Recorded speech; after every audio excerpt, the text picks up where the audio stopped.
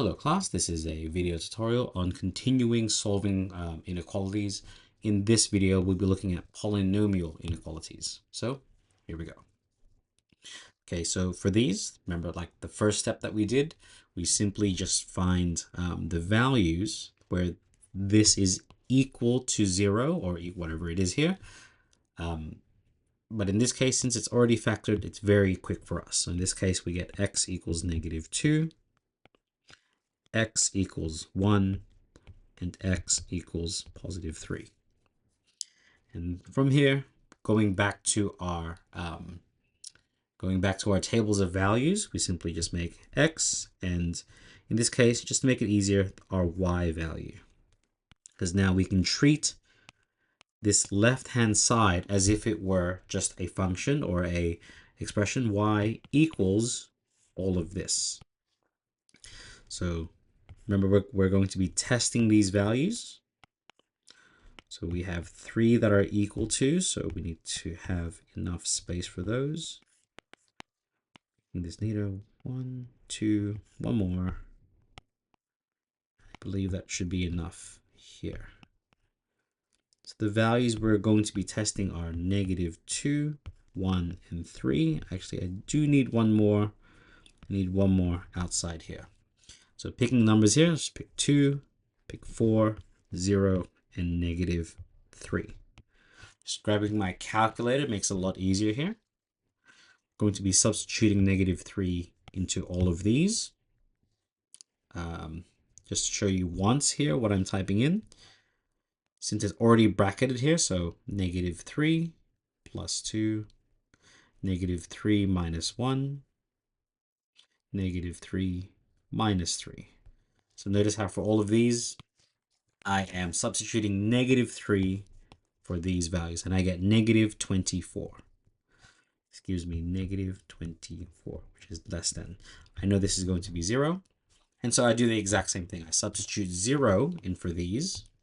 So using the calculator, 0 plus 2, 0 minus 1, 0 minus 3. I get 6, which is above 0. If we substitute 1, I know we're going to get 0. Substituting 2, using my calculator, I get -4. I know I'm going to get 0 here, and I substitute 4 instead. I get 18, which is positive. So now it's asking in what intervals is the graph or this expression greater than 0? Well, we can see that it's between -2 and 1. So it's between these two. And then from 3 onwards. Writing that in, we get in inequality notation, we get x is less than or equal to 1. Not less than or equal to 1, sorry. Less than 1, greater than -2, comma, and x is greater than 3. That is our solution for this one. Good. Now that we have this, same deal for this one. For this, we need to factor it further. This one needs to be factored. So this stays as x plus 2 squared. The factors of this are x minus 1 minus 1 minus 2 is less than or equal to 0. Solving these for 0, so we get x equals -2, x equals 1, x equals 2. Now that we have this, same deal, we are going to test these values. So just quickly copy pasting this one. Let's remove all our values.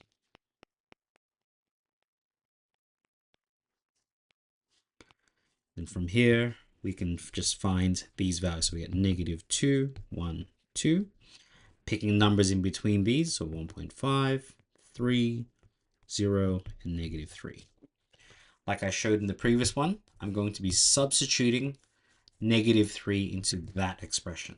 So -3 plus 2 squared negative 3 minus 1, negative 3 minus 2. Substituting this, I get 20. 0. I substitute 0 for this one.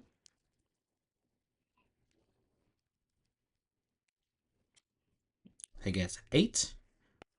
1.5.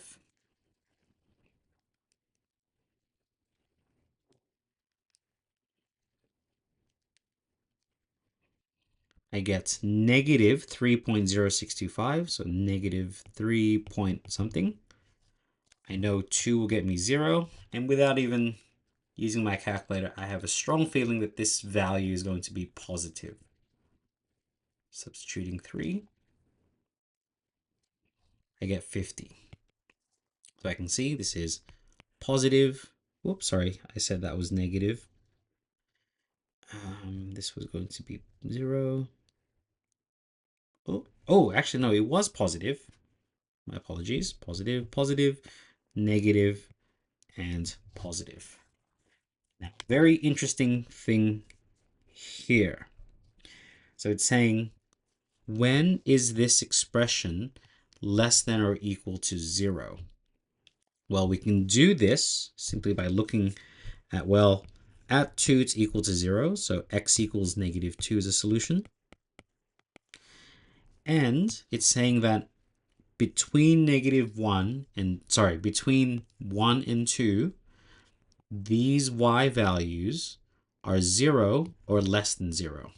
So comma, it's from 1, x until 2. So this is our solution to this expression. Okay, so I hope that's giving you an insight into this. This is just another method in which you can do this. Now, if you understand the graphs of these, you'll see that there's another method for that as well. And yeah, hope to see you in the next video. Best of luck.